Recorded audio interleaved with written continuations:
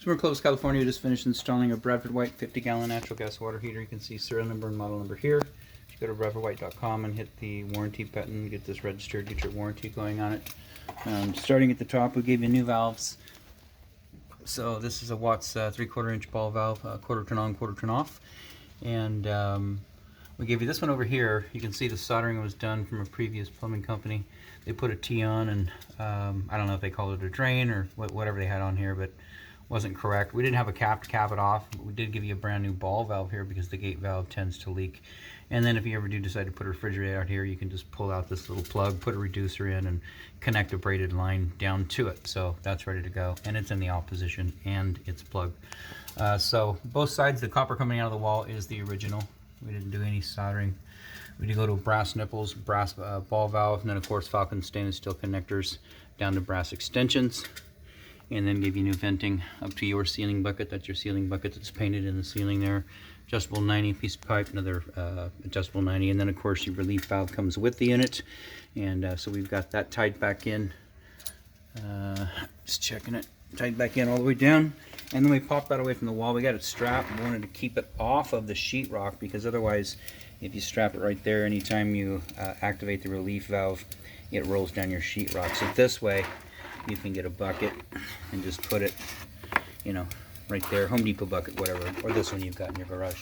Over here we got you a brand new connector for the gas, and upper third we got adjustable straps, lower third adjustable straps, and then here we got your temperature set at 120, so hot 120, A130, B140, C150, very hot 160.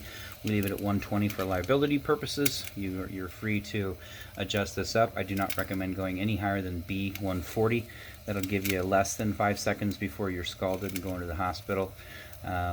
So just keep that in mind.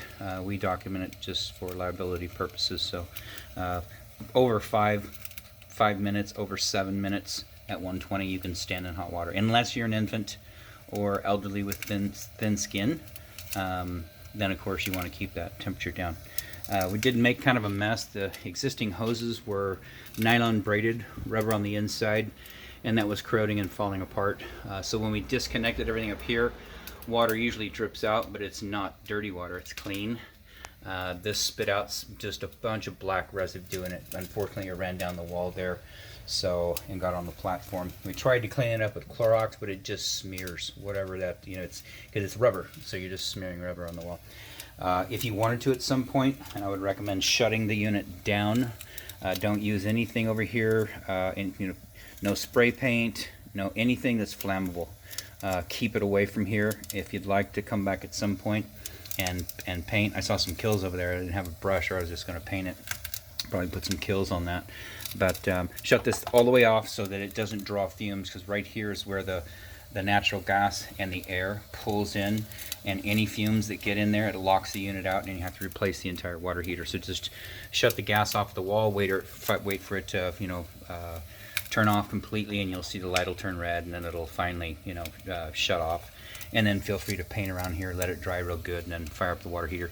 If you do plan on doing something like that and you're hesitant about lighting the water heater again, just call us. We'll come out and do it free of charge, because it's, we created the mess, but honestly, the piping was bad.